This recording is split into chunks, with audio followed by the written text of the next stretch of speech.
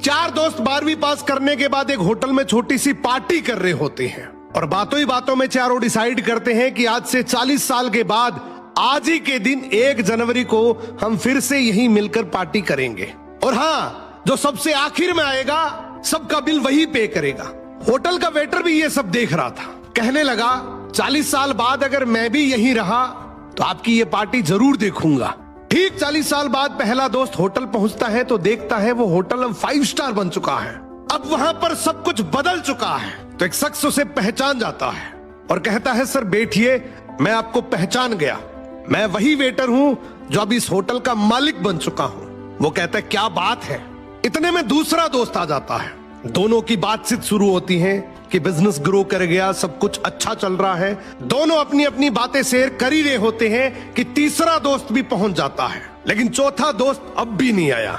तो जो सेठ होता है वो कहता है आप ऑर्डर कीजिए, मेन्यू में खाना वगैरह सेलेक्ट कीजिए, इतने में आपका दोस्त भी आ जाएगा। अब खाना भी लग गया। वेट करते करते काफी देर हो गई। उदास मन से ये तीनों दोस्त डिनर शुरू कर देते हैं। तीनों ने डिनर कर भी लिया, लेकिन चौथा दोस्त अब भी नहीं आया।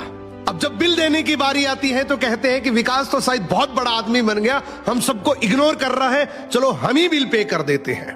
जैसे ही बिल पे करने के लिए काउंटर पे पहुंचे तो काउंटर का मैनेजर बोला आपका बिल तो ऑलरेडी पे हो चुका है।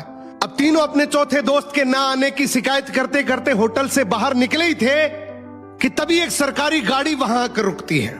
उसमें से एक लड़का उतरता है और तीनों के पैर छूते हुए कहता है मेरे पापा टीचर बन गए थे, मुझे कलेक्टर बनाने के काबिल कर दिया, लेकिन अफसोस मेरे पापा आज से 1 महीने पहले ये दुनिया छोड़कर चले गए। उन्होंने आखिरी वक्त में आपके इस वादे के बारे में मुझे बताया था और कहा था कि जब तीनों पार्टी खत्म कर ले तो उसके बाद तू वहां जाना और पेमेंट वगैरह कर देना। लड़का हाथ जोड़कर बोला मेरे पापा अब इस दुनिया में नहीं रहे, उनका वादा पूरा करने के लिए मैं आया हूं।